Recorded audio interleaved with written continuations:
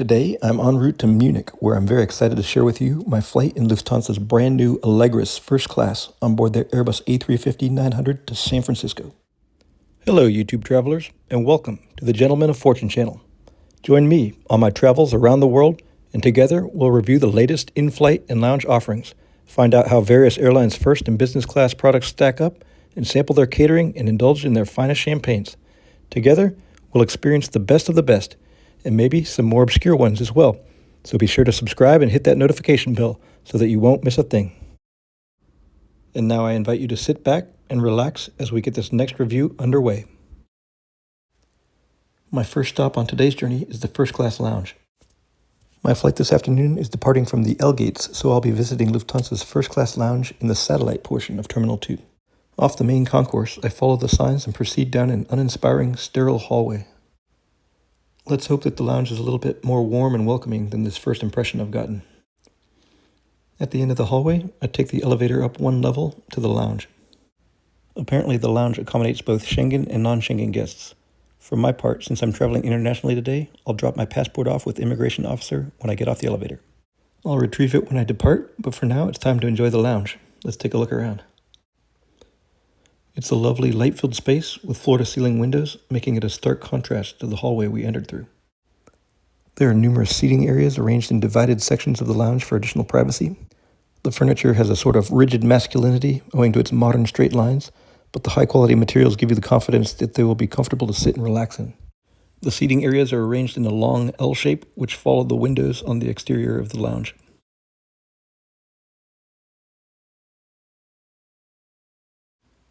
On the right-hand side, there's an additional 3 or 4 work carrels where you can get some additional privacy and quiet so that you can get that work taken care of. If you don't have to work, though, and you're fortunate enough that you can just relax, the expansive windows make for some great views and plane spotting. Here comes one of Lufthansa's Airbus A380 double-decker jets in for landing now as it returns to its home base.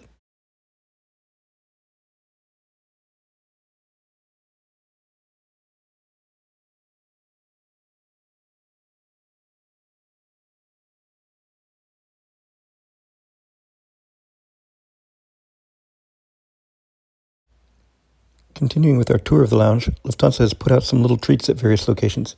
Here's a selection of sweets.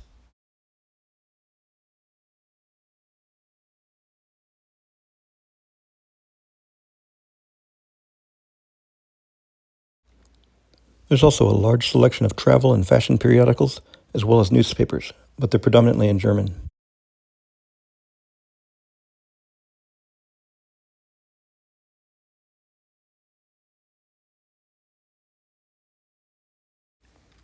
Up around the corner, we have 2 sections of the lounge which are dedicated to dining. It features comfortable leather chairs and white linen tablecloth-clad tables. As I sat down at my selected table, the waitstaff presented me with this seasonal promotional menu. I was also given their normal menu, which features breakfast and lunch and dinner options.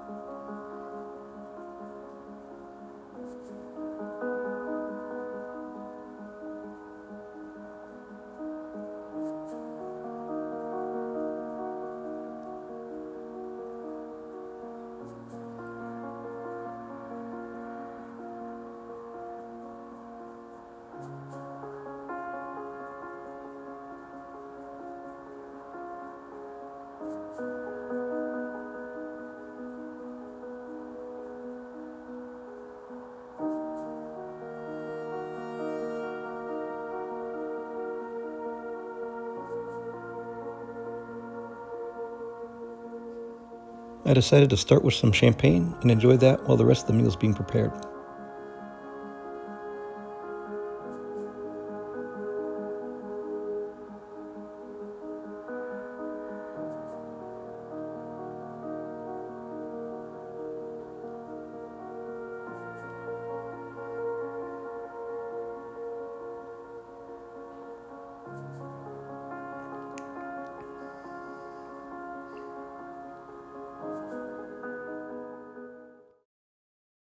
Since we have a few moments, let's take a look at the buffet option, which is offered in addition to the a la carte dining. This is a great option for somebody with a shorter connection that maybe doesn't have time for the whole table d'hôte. And they won't be disappointed. In truth, I couldn't resist testing out the octopus carpaccio, among other things.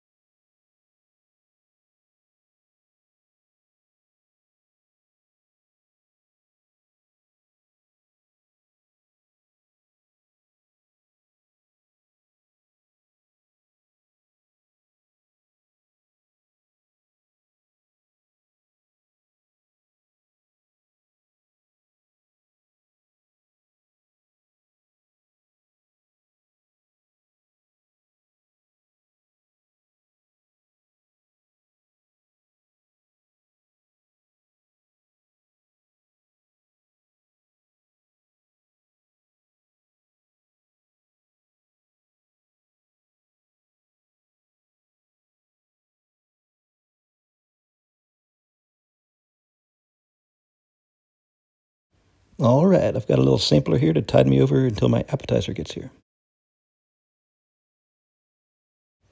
Well, it didn't take long. My tuna tataki arrived before I could even finish my snack.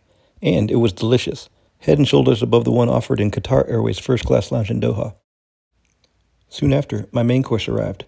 I went with the Tegernseer Schnitzel, which was surprisingly light and airy. Very nice.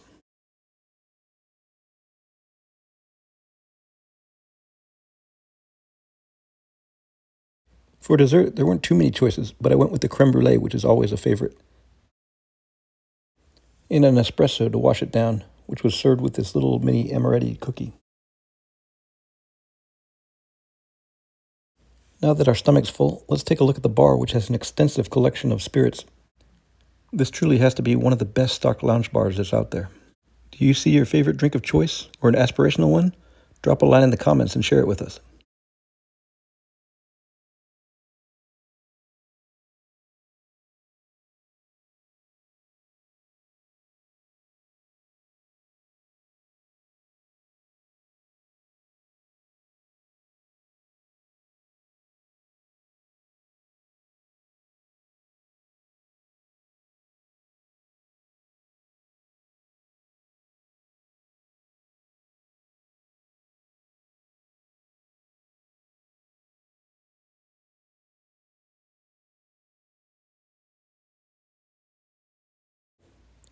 Historically, I haven't been the biggest connoisseur of rum, but after several trips to the islands of late, I've developed a little bit of a penchant for it, supplanting my recent interest in mezcal, which coincidentally, they didn't have any of here today.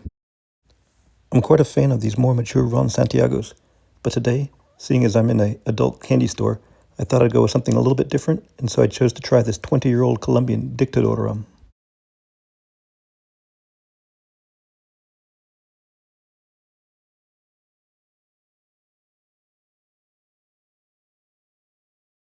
And if that wasn't enough for choice, they've got plenty more options on the back wall.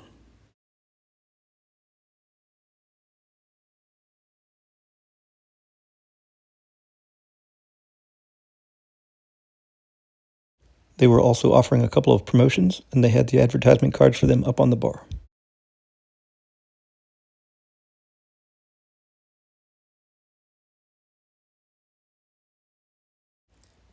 Also, seeing as Easter is rapidly approaching, they had some more of those sweet treats that I mentioned earlier displayed at the other end of the bar.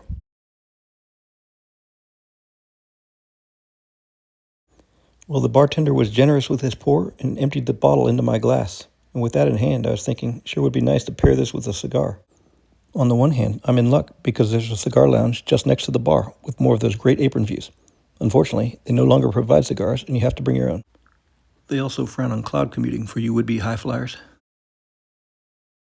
Before I left the lounge for my flight, I went to check out the sleep rooms and the showers. Unfortunately, they were all occupied, but at least I was able to get this seasonal duck. It's decorated with some nice springtime flowers and will make a nice addition to my growing collection. Finally, the time for departure neared, so I made my way to the gate. The passengers were well-mannered, with nobody crowding the gate, so when they made the announcement for first class to board, I was able to access the gate unfettered and was the first passenger down the jet bridge. They had a dedicated connection for first and business class passengers through the L1 door.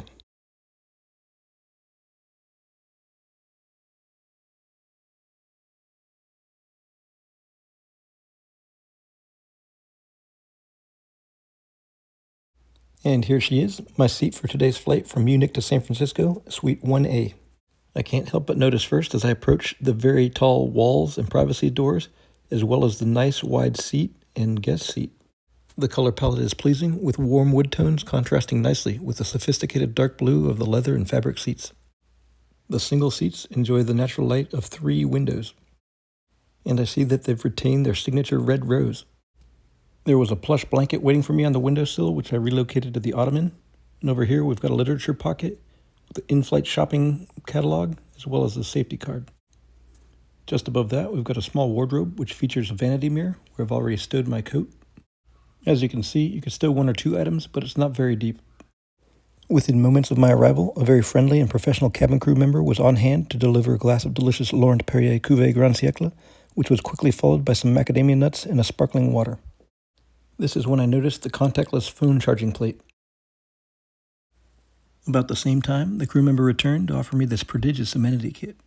And let me tell you, this is heavier than your average Amenity kit. We'll thoroughly examine it later in the video. A second crew member came by to offer me some Lufthansa slippers, which I always love because of the thick padded soles. He also brought me a pair of pajamas, which seem to be the same as the ones that they've had for a while, by the brand Van Lock. Take a look at how many pillows were waiting for me at the seat. First there was this small one, then there's a bigger one for use in the bed, then there's this third one, which is like a lumbar pillow for use when you're sitting in the seat. Over by the armrest, you've got a number of controls for the window shades, call button, lighting, seat adjustment, and privacy sign. Speaking of privacy, let's take a look at the doors. Now, this first class seat has been delayed awaiting regulatory approval for years, and one of the reasons I understand was the weight.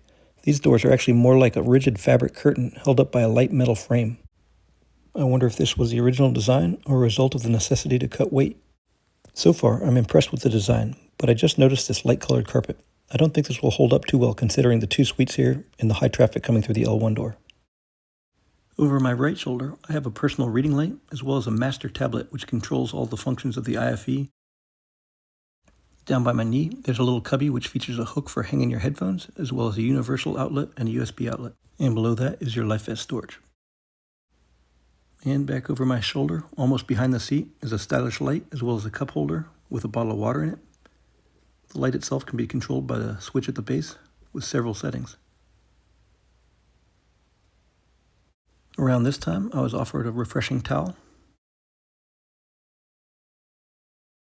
Below the control buttons, there's another storage compartment with a couple more USB outlets. Up above the windows, close to the ceiling, there's a personal air vent, as well as some more lighting. And the ceiling itself features your seatbelt signs and the oxygen mask compartments. I failed to mention before, but there is storage underneath the ottoman, much like on the previous seats.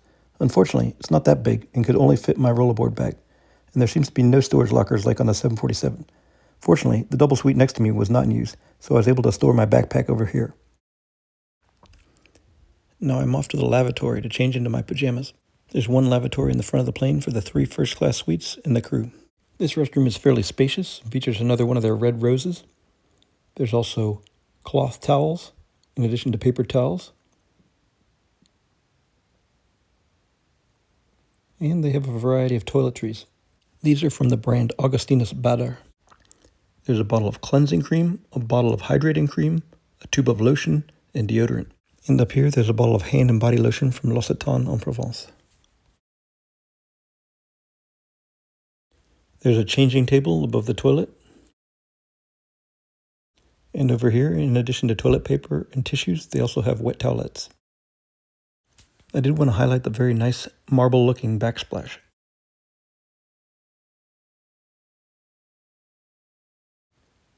In the small drawers below the countertop, they also offer a few more amenities. Combs, brushes, prepackaged refreshing wipes, and Evian facial mist spray.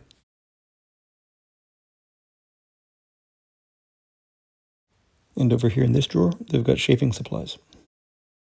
Now let's get back to our seat because it's time to start taxiing for takeoff.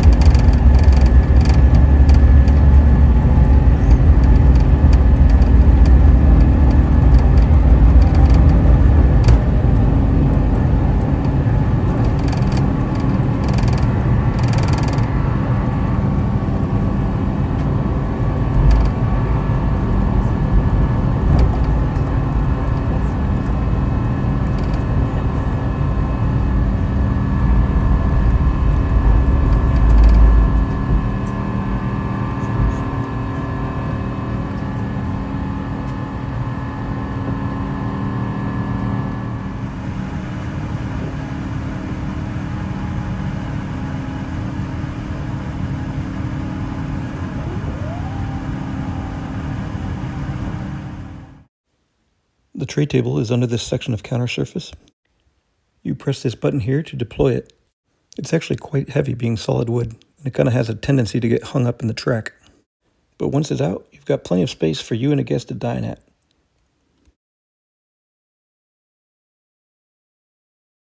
And of course, it can be adjusted fore and aft for a comfortable position. As a first-class guest, I received a card for complimentary Wi-Fi during the flight. There's also a very nice-looking set of headphones that specify that they're for first class. Can you tell that they're new? The instructional paperwork hasn't even been opened yet.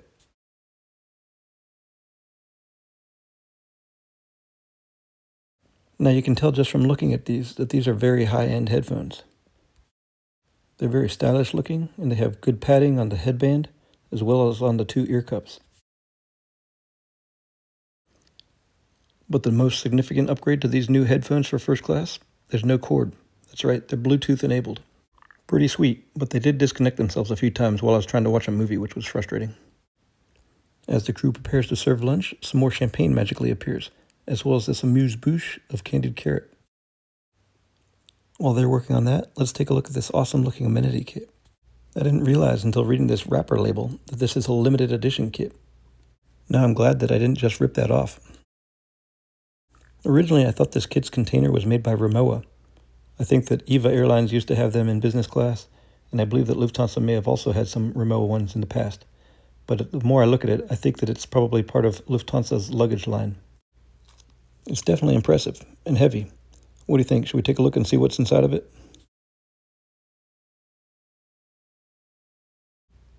Man, this thing is chock full. First up, we've got a Lufthansa branded eye mask. Next up, we've got this box of Augustinus Bader hydrating cream. And we have a pair of socks. We've got some earplugs.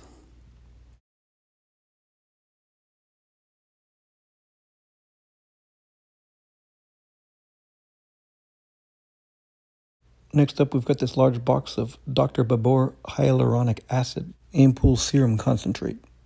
I'm not quite sure what that is, but I'm sure it's expensive. There's also this package of Dr. Babor Resurface for smoother skin.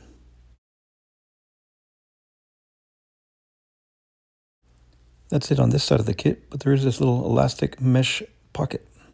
Now on this side, we've got several more items.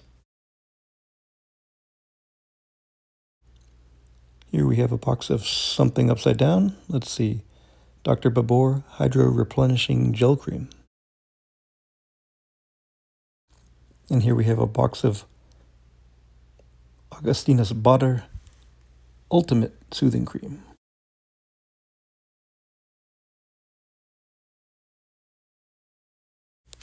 Next up is a little bamboo shoehorn and a breath mint. And lastly, we have this Lufthansa branded dental kit featuring this wooden toothbrush.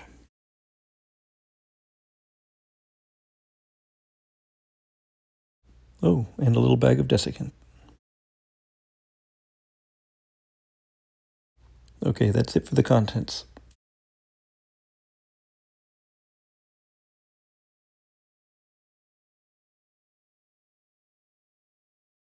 Alright, so here's a look at everything we got in our Allegris First Class Limited Edition Amenity Kit haul.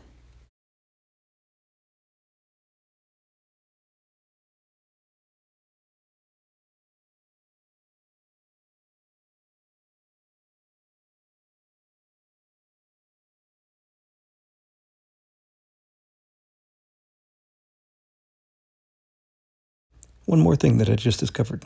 That button that I didn't really know what it did, well, I figured it out. It moves the ottoman forward and back so that you can adjust the seat for your dining partner. Or, maybe more practically, you can move the ottoman forward to use as a footrest.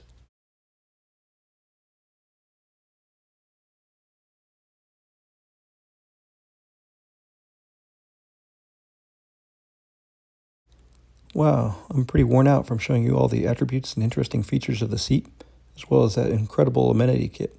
I'm starting to feel pretty peckish. How about you? Here's a look at all the food and beverage menu options for today's flight. If you're not interested in a complete look at the menu items today, you can jump ahead to the 23-minute, 54-second mark in the video where we'll resume.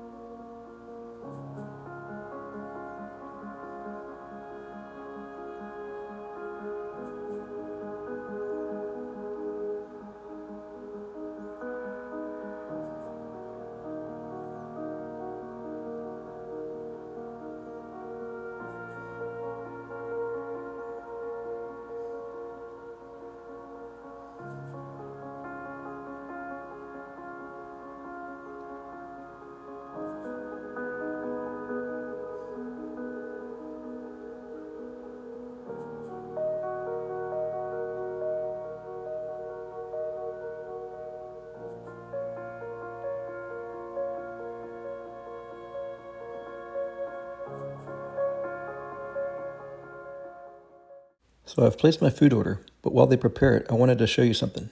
Take a look at this. With the privacy curtain to keep the noise from the galley out, and another curtain separating first class from hoi polloi, and with nobody in the double suite, I might just have the most personal space available on a commercial airliner, save Etihad's The Residence. Sadly, there's no private shower for me today, but this is pretty impressive, nonetheless. Alright, who's hungry? I think it's time to eat. For my starter, I selected the caviar. I went with the Bavarian pretzel and this other small loaf from the assorted breads basket. I'm told this one goes nicely with the accompanying olive oil. Here I've got a glass of vodka to help wash down the caviar. And here are all the obligatory accompaniments. As you can see, it's a generous serving of caviar.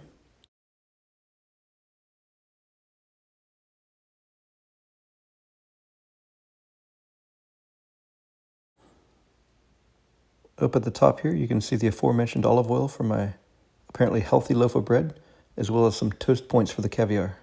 Oh boy, that looks pretty good. And of course, why not a little bit more champagne? Look at those bubbles run. So this may appear to be an editing error, showing the same footage twice, but no, This is in fact a second caviar service proposed by the gracious steward in response to my comment on how this caviar was particularly flavorful and delicious. As a general rule, I try not to turn down extra caviar when offered. One never wants to insult their host. Next up, I have the chevre cream soup with semolina dumpling, sautéed spinach leaves, and there's also some beets on top of it. Creamy and delicious. For my main course, I went with the beef roulade, which is served with potato and leek puree, as well as a truffled cream Savoy cabbage. I paired this with a glass of the 2019 Chateau Pavé Macon Premier Grand Cru, and this was an excellent choice. The beef was tender and wrapped around a pickle, but the decadent mustard sauce really made the dish pop, and the cabbage was the surprise star of the dish. The truffle sauce was smoky, giving you an ethereal sensation that left you wanting for more. For dessert, this warm, creamy creme caramel featured a crunchy topping which created a pleasing texture contrast.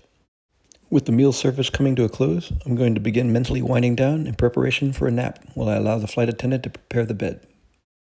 And here we have an extra-large bed in the sky, with luxury linens, a generous quilted mattress pad, and a fluffy duvet.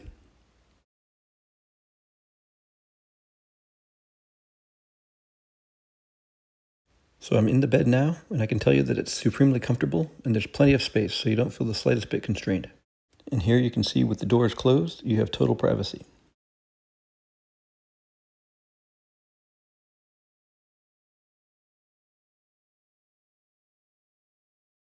All right, time to get some sleep.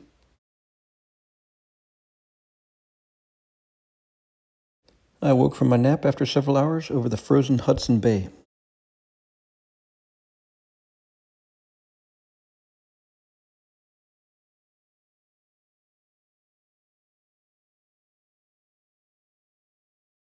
For the first time on today's flight, I fire up the massive TV in my suite and turn on the air show to figure out exactly where I am in the world. Well, it looks like I still have a few more hours yet to enjoy this flight.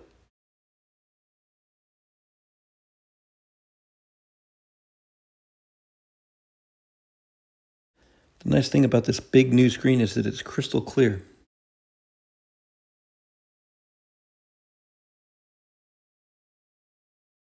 Hey, let me ask you this. Are you enjoying this video so far? If you are, why don't you hit that like button? You know it helps the algorithm, and it'll let everybody else know that this is a good video that's worth watching. Thanks in advance. I'll give you some time going.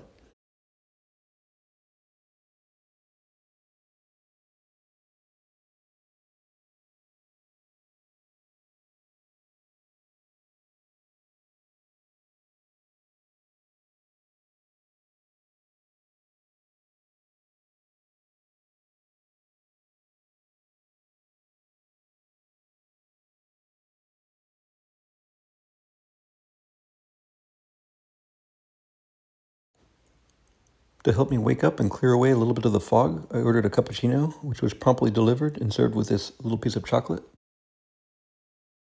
Now let me show you some of the functions of that master tablet, which was mounted on the wall of the suite just next to the door. There's a couple of videos available on it which demonstrate the functionality of the seat, but then there's also all of the other controls.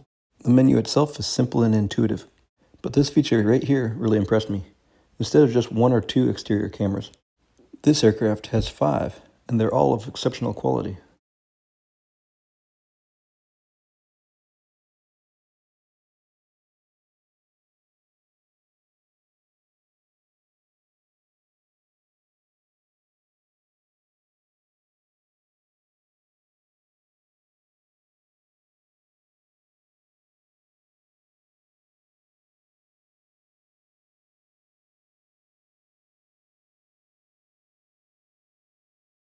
Now here's a look at some of the entertainment options they offer.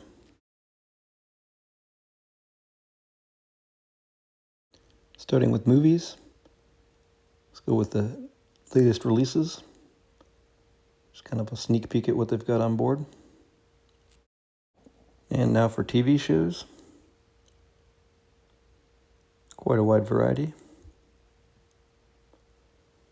Music. You can see all the different genres listed there. A little bit difficult to sort through to find your favorite artist, but it had some different choices there. Now this button here allows you to display all the content up on the primary screen in the front of the suite. And over here we've got some wellness or meditation options.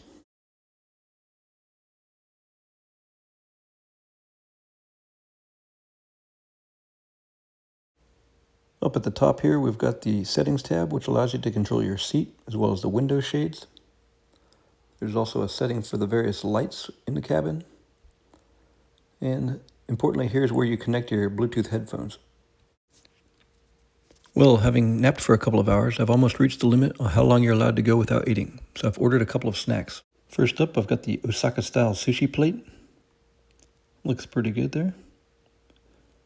And I also ordered the poke bowl. I found it a bit curious that they had so many Japanese offerings on this flight.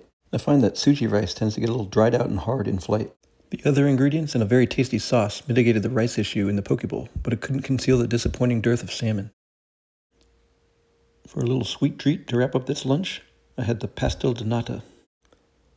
This left me with about 2 hours remaining in the flight, during which time I enjoyed a movie. It wasn't too much longer before we were beginning our descent over Sonoma and Marin counties. On this routing, it's looking like we should have some pretty good views of the Golden Gate Bridge and downtown. Alright, as we continue our descent, you can enjoy some more of these beautiful views as I wrap it up with my final thoughts. So let me start by saying this was my first time flying Lufthansa out of Munich. In the past, all my previous Lufthansa flights that were in first class were either to or from Frankfurt on the 747. With that being said, starting with the lounge, I think that the first class lounge in Munich was every bit as good as the fetid first class terminal in Frankfurt, with the possible exception being that you have a slightly lower chance of getting a car ride to the plane. That aside, the dining and drink options were exceptional. As far as the suite itself goes, the privacy afforded by the walls and doors sets it high above the legacy first-class product. I know that some people will be disappointed that there's only 3 first-class seats on these A350 aircraft, but it does add to the privacy and the exclusivity, and I believe that their intention is to ultimately add these suites to the other aircraft types as well. Besides the doors, I found the suites to be very stylish and functional. I was impressed with the convenience of being untethered with the Bluetooth-enabled headphones. There were a couple of hiccups though. I'm not sure exactly why, but about 3 times during the course of the movie, the Bluetooth disconnected. Possibly it's due to low battery towards the end of the flight. Now I also wanted to highlight the crew. I've heard that Munich crews tend to be a bit friendlier than Frankfurt crews, and that was certainly true on today's flight. Every single person that I interacted with was extremely hospitable, and they were visibly proud of this new product. They all wanted feedback on it, and I'm sure they were giving their best efforts at making my journey comfortable because of it. After today's flight, I'm going to make the bold statement that this is the best way to travel in first class between Europe and North America, or vice versa. The only serious contender is Air France's La Première, which coincidentally is also rolling out a new first-class suite, but they tend to be exorbitantly expensive. For example, Paris to San Francisco is more than double the cost of this flight, and in my experience, they all too often fall short of expectations. Singapore and Emirates have a couple of Fifth Freedom flights which go to the US, and occasionally you can get great deals on them. But unfortunately, they have limited gateways into the US on those Fifth Freedoms. As of the time of this video posting, I believe that Lufthansa operates the A350 with the Allegris First Class on flights from Munich to New York, Chicago, San Francisco, and San Diego. Hey folks, I hope you enjoyed this video flight review and found it entertaining and informative. If you did, please give it a thumbs up, as you know that helps the algorithm. And if you haven't already done so, I hope you'll consider subscribing. It really helps me out, and I appreciate it if you do, and of course it doesn't cost you anything. And normally I wrap up the video by saying, and as always, until the next video, safe travels. But in today's case, I've got a little bit of bonus material, so if you stuck it out this long, I appreciate it, and let's check this out. As I mentioned before, every crew member that I interacted with on today's flight was genuinely hospitable and intent on me having a great trip, and that even extended to the flight crew. I'd like to also send a big thank you out to the captain of today's flight and the rest of the flight deck crew, who graciously invited me up to the cockpit to show me around their office. And once we got airborne, they even came back to have a more lengthy chat with me, and were keen to know what I thought of the new Allegris First Class product. Since we were talking about my suite, they asked if I would like to see their suite, and offered to show me the secret upper deck of the A350. There's actually a special cabin that's located above the first class suite, where the flight deck crew can sleep and rest during these ultra long haul flights. In order to get into this special flight crew suite, there's a door that's located inside the galley area. It's quite unassuming and just looks like a lavatory with a lock on it. But once you get inside and get up the stairs, you arrive in a cabin that's got 2 really nice beds inside of it, as well as storage for what looks like all kinds of different emergency equipment and gear. It looks pretty cozy up in here. You just have to be careful that you don't break your neck going up or down these super steep stairs. Well, I hope you guys enjoyed this bonus sneak peek, and thank you for sticking it out to the end.